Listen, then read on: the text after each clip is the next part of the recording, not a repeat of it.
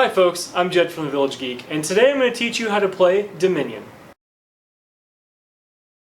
In Dominion, you are taking the role of a rich monarch, and you are going to be acquiring different locations and peasants and different workers.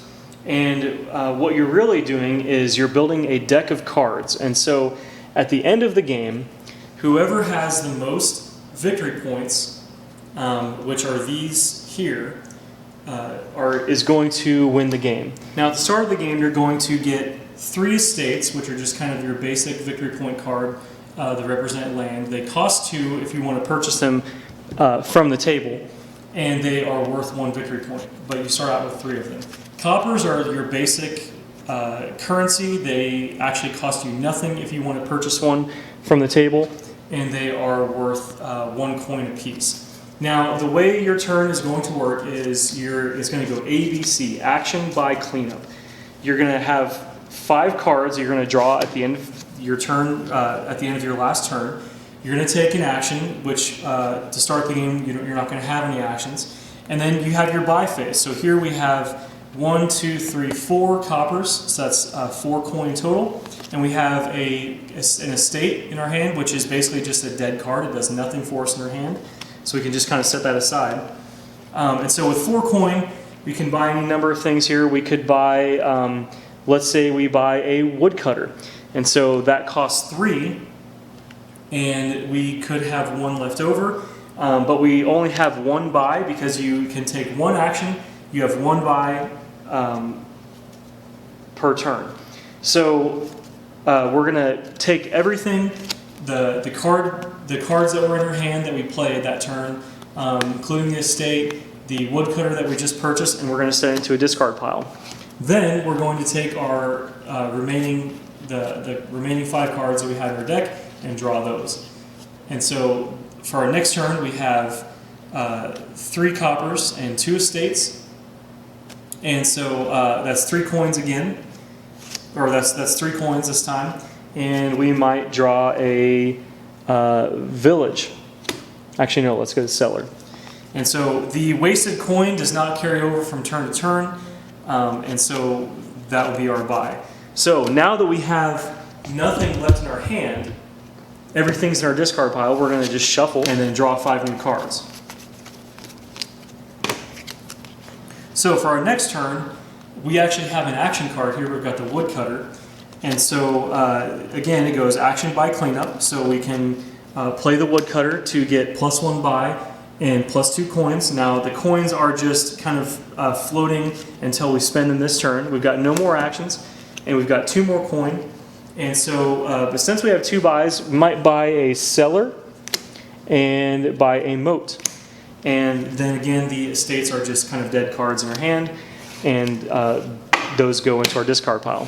We're going to draw 5 cards for our next turn, and we've got a cellar this time. So what the cellar allows me to do is allows me to discard any number of cards and then draw 1 card per card discarded. So and it also gives me another action. So for this example, I'm going to discard the estate, going to draw a card from my deck.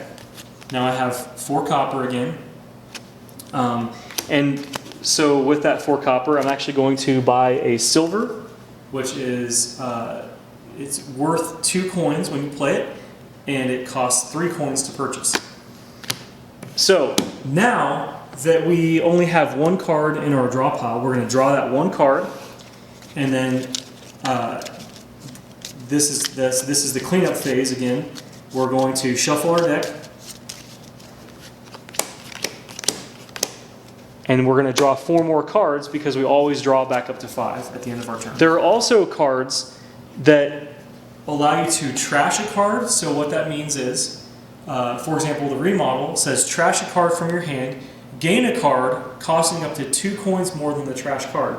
What that means is I could trash this copper, which means I just completely take it out of my deck, set it in a separate trash pile. That card is basically removed from the game. And this says, then gain a card costing up to 2 coins more than the trash card. So instead of keeping this copper in my hand, I can trash it, and I can get a cellar or a moat, or I could even get an estate, because an estate costs 2, and that is 2 more than the cellar, or I'm sorry, the copper, which costs 0. When a card says gain, that is not a purchase, it's not a buy, it's just a, you just gain a copy of that card and put it in your discard pile. As you are playing cards and purchasing cards from the center, then you will add to your deck, and then you'll just continue to cycle through it. And so ultimately, your goal is to purchase victory point cards. So the provinces they cost 8 coins, and they are worth 6 victory points. The duchies, not quite as effective, still pretty good though, cost you 5 coins, and they're worth 3 victory points.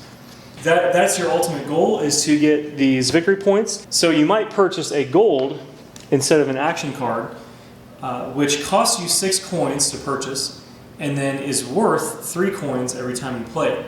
And so the game is really a race to get these victory points. The game is going to end when any 3 stacks of action cards, so let's say the market, the village, and the militia, run out. If any 3 stacks of cards run out, then, or if all of the province cards run out as well, then the game is going to end. Now you are going to play with a specified number of province cards depending on the number of players, so you should check that out in the rulebook.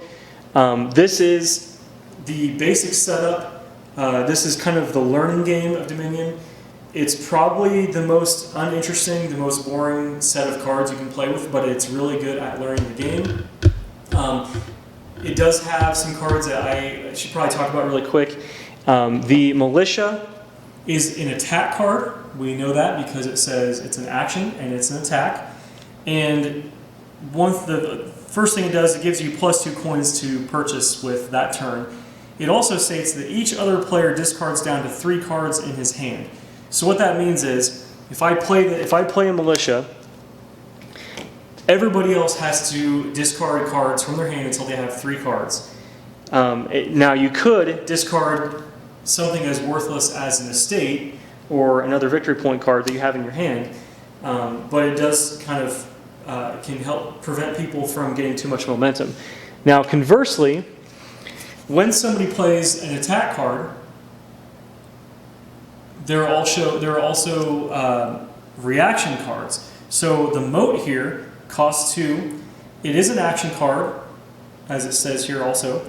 It allows you to draw 2 cards from your deck when you play it. And it says when another player plays an attack card, you may reveal this from your hand. If you do, you are unaffected by that attack. You do not have to play it when somebody plays a militia. You just have to show everybody that you have this moat. And so that is a way to kind of counter the militia strategy. So that is the basics of Dominion. I definitely recommend that you take a look at all the different expansions. It just adds nearly unlimited amount of replayability. And so that is Dominion.